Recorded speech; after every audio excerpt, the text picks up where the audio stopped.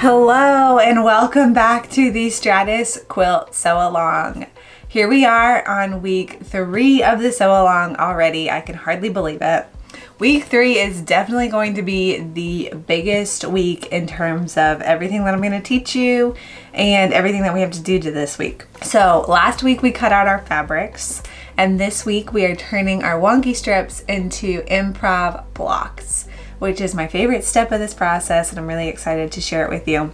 So if you have all of your fabrics cut out, go ahead and set aside your sashing, your borders. We don't need those this week, but we'll need them next week. So now all of the fabric that you have out remaining are your wonky strips. And if you're doing a scrappy scattered version, you can go ahead and skip this next step. But I really want to make sure to share with you the ombre version to give you some tips and tricks for making your ombre really as good as possible.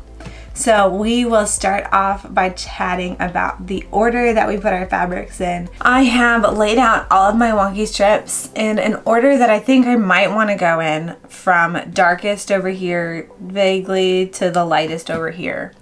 But there are a few tips and tricks that you can use to make sure that your selection is what you want it to be. So the first thing that I would suggest doing if you're going from dark to light for your ombre is taking a picture on your cell phone and then changing it to black and white, or dragging the saturation down really low. Something like that will help show different colors that maybe stand out in terms of contrast. I'm doing mine, it is light to dark, but it also has 3 distinct colors. You'll see I have yellow, peachy pink, and orange. And I'm kind of toying with like where I want some of these fabrics. So I wanted to walk you through my process here on camera so that you can pull some of these tips for later. So lay them all out how you think they might go. That's the first step. Don't be afraid of that because we can move them. So the next thing that I'm seeing that I might want to switch is this solid and this like blender. This blender I had originally put with my oranges, but when I put it next to this, they look very similar, but this one looks a little lighter. So I think I might swap those 2 fabrics. Another thing here that I'm noticing is this color is actually kind of peachy now that I look at it in between the 2 yellows. So I might choose to move it more towards the peach side, but I do know that that means that we're having a darker color before this lighter color.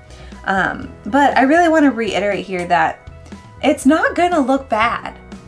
This quilt is going to look good whether I make these little swaps or not, and your quilt is going to look good too. So don't overthink this step too much. But what I have here now is orange, peach, yellow. One thing I'm not super sure if I like is how both of these yellows are right next to each other. These are both the textured kind of basic print. I don't know if I will like this, but I might put my solid a little bit further in and swap those so that those textured prints aren't in the same block. So I think I've decided this is how I'm going to lay them out. Once your fabrics are all laid out in the order that you want them to be, it's time to start sewing. So if you're doing the ombre version, your darkest color or your color on one end and your lightest color, your color on the other end, we're going to need half as many strips because those only get sewn to one color. For all of the colors in between, we are going to sew them to both colors on each side of them.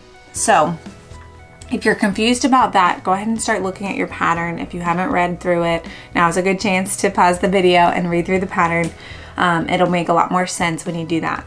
But what I'm going to do, I'm going to start on the dark side. You can start either end of your ombre, and I'm going to make sure that I split this stack in half. My second stack, maybe at color number 2. I didn't technically number my colors, but you could do that. And then I'll grab my darkest color, and I'm going to sew these 2 stacks together. So half of my color number 2, all of my color number 1, however many it works out to be, we'll just sew them together at the sewing machine, and then we will press them. So I'm going to do it as a whole stack, but if you wanted to make just a sample, we can do that as well. You can just start with one color 1 and one color 2. but I love chain sewing, so I'm gonna get as many done in one thing as possible. All right, this is the easiest part. We have our 1/4 inch foot on our machine. We are threaded with just normal thin cotton thread, and we are going to start piecing our wonky strips to each other. So I am going to, you can be more strategic with it, but I'm just gonna grab 2, place them right sides together, and stitch.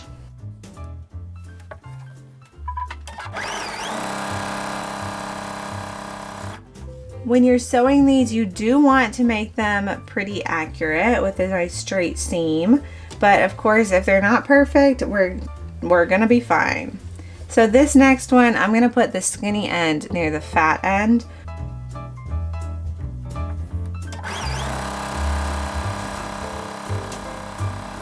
And we'll repeat that process for at least a few more.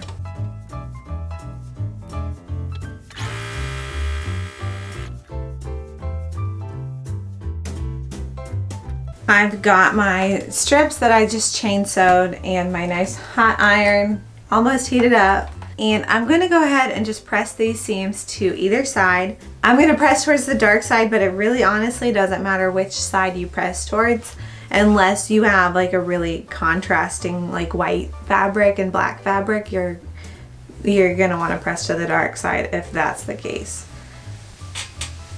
But I'll just go ahead and finger press first and then press with a nice hot iron. And I'm not using best press on this step, but I will once I sew these units together before trimming the wonky strip pieces into blocks. So I'll just go ahead and keep pressing away here.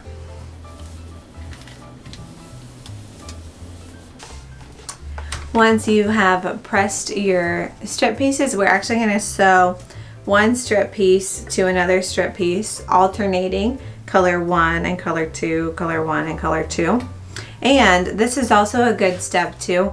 You can actually use a ruler or your cutting mat that has a ruler grid on it and lay them out as if you were sewing them together and see how long, how big those 2 strips together would make, and see if you're gonna have to add strips to that or if that's going to be enough. Typically I find 4 or 5 strips is enough to make one unit, but I cut my strips a little skinny this time, so I think I'm going to need an extra strip here and there to make it so that they're big enough, but I'm not worried about it. I've got a couple extra strips still that I could use, or I could sew 3 of these units together and trim that down. The best thing that you can do if you're worried about running out or not making enough blocks or making too many blocks is count the number of matches that you'll have. So if you're matching 1 and 2 and 2 and 3 and 3 and 4, etc.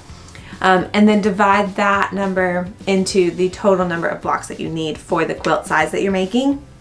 That'll give you a rough idea of how many blocks you need for each combination of colors. And that would make a really easy way to make sure that you have a nice even layout of roughly the same number of blocks of each color combination.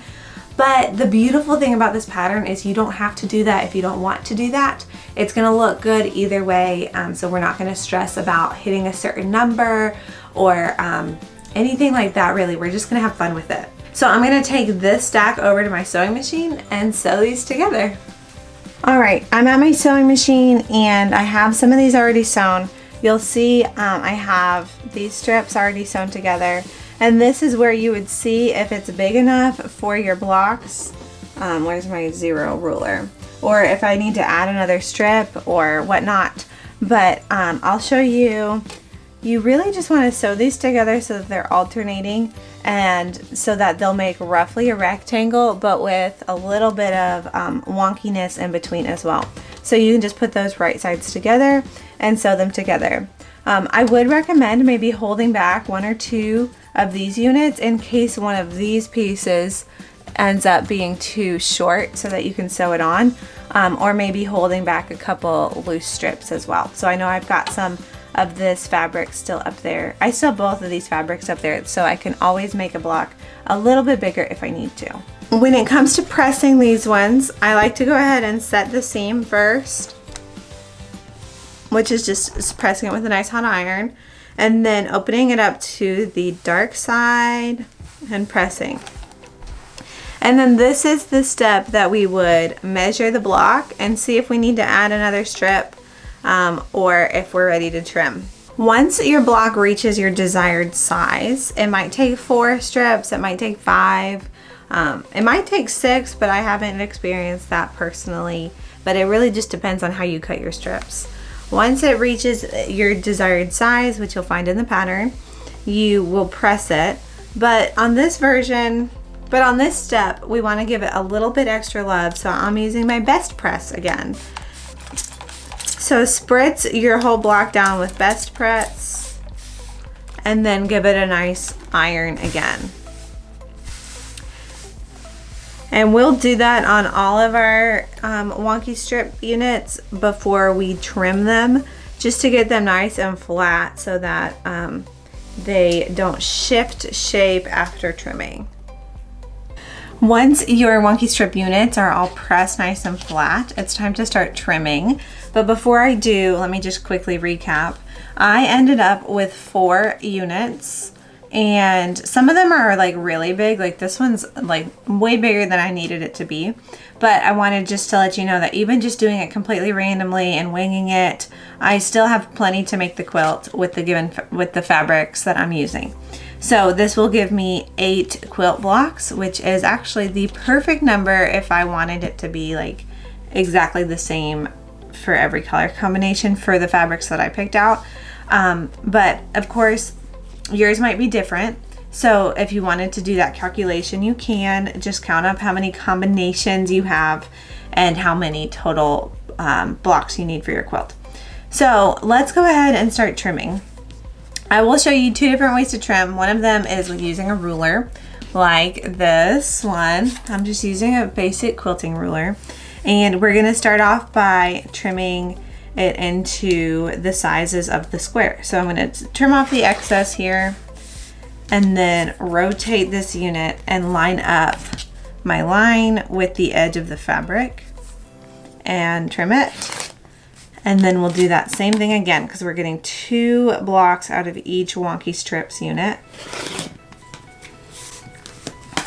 And now this is the kind of fun part. You get to decide which part of this you want to be in your block.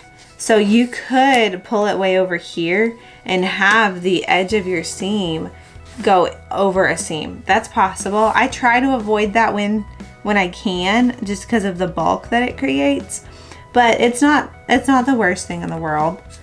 So I'll trim off quite a bit of this side, rotate it, and then make it a perfect square with this cut. And so now you'll see that that is how my wonky strip block turned out. Just a teeny tiny bit here, which most of that will end up in seam allowance, so it'll be just a little sliver. Same thing over here with like a little tiny bit at the bottom corner. But that's perfectly fine. And I'll do the same thing with this piece.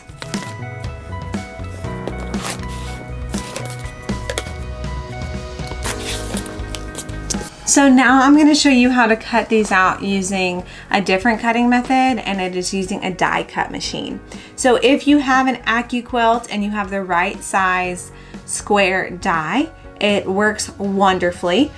If not, I might recommend getting an AccuQuilt if you quilt a lot and you hate trimming like I do.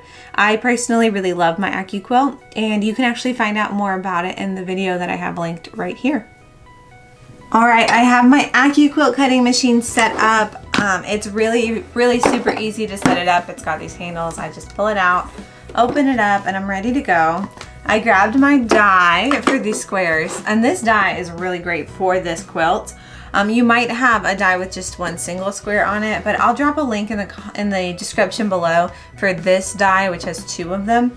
And look at how perfectly that works.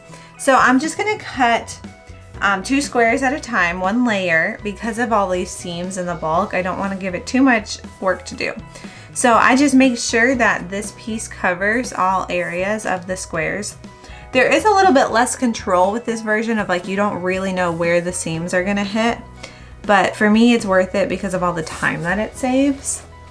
And then I put my mat on top and roll it through with a hand crank. When you're done, you slide the mat off, and then you will have 2 beautifully cut out squares ready for your quilt. Whether you choose to trim with the ruler or with an AccuQuilt, your blocks will look something like this when they are done. Go ahead and stitch away and trim away until you have all of the blocks that you need for your Stratus quilt top.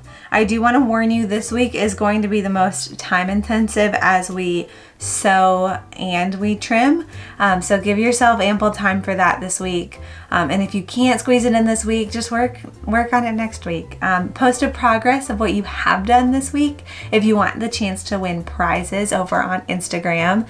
As a reminder, post your picture for your Stratus Sew Along progress using hashtag Stratus SAL. That stands for Stratus Sew Along. And I cannot wait to see the progress photos that you post this week. I've got to get to work because I have a lot of sewing to do. But happy sewing this week, and be sure to let me know in the comments below if you have any questions that I can help answer as you make your Stratus quilt blocks.